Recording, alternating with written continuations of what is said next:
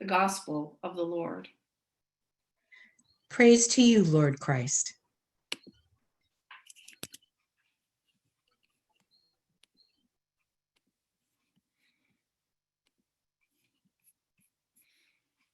Won't you please pray with me? May the words of my mouth and the meditation of our hearts be always acceptable to you, O Lord, our strength and our Redeemer. Amen.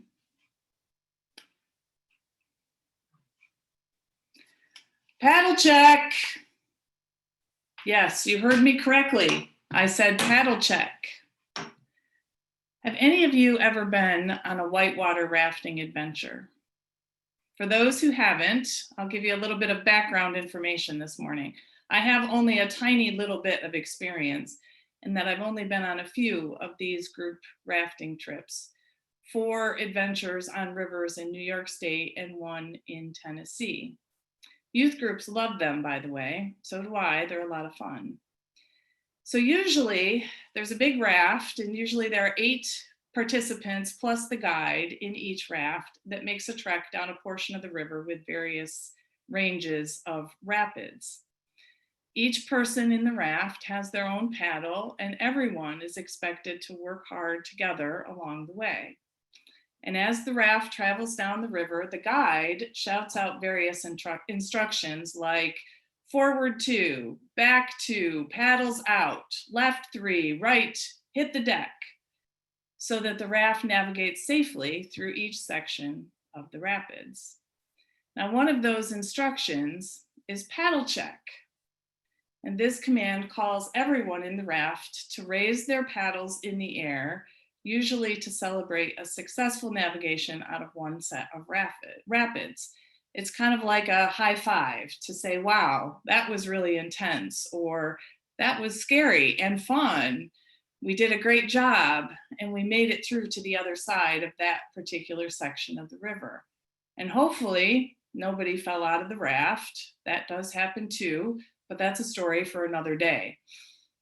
Now, on these adventure trips, your raft is not the only one on the river. There are other rafts, and sometimes those other rafts have your own family, your friends, or members of your youth group, and each one navigates the rapids separately.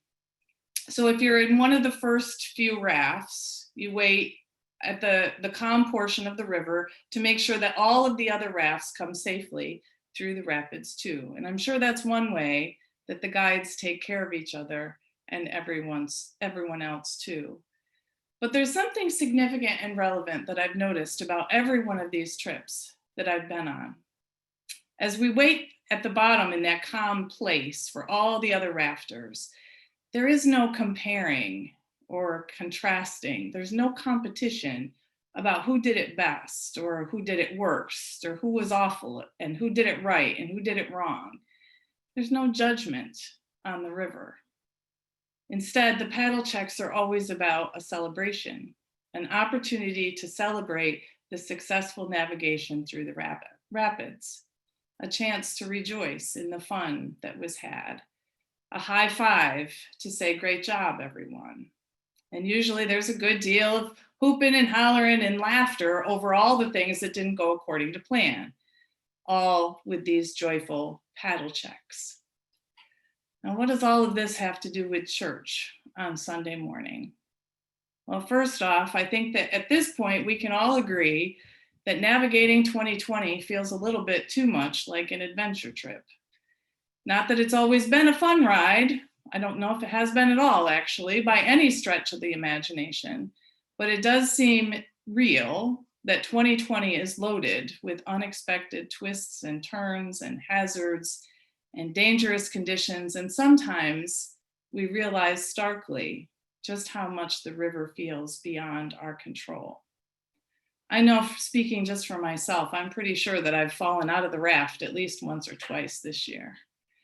And in those moments, I'm so very grateful that someone has been there to lift me back up into the raft, that God has guided me through the rough terrain. And though I know not what comes next, I trust in God's grace to see me through, to see us through.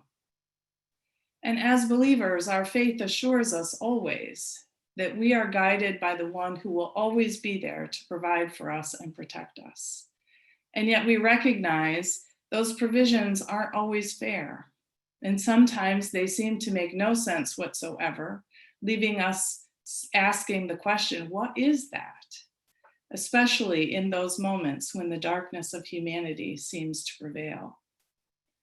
Now, in our scriptures this morning, we are encouraged each day to continually seek God's face, to strive together, working hard, side by side, with one mind, and in no way to be intimidated by our opponents or even our circumstances.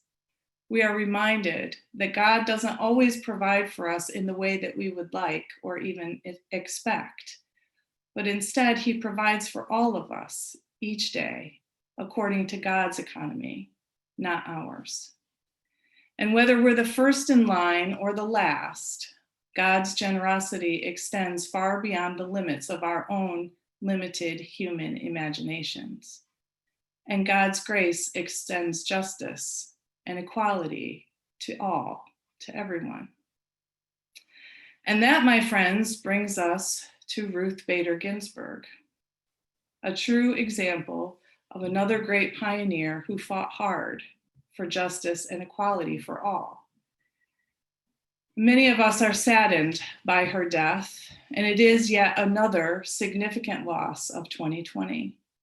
And soon, there will be another set of dangerous twists and turns to navigate.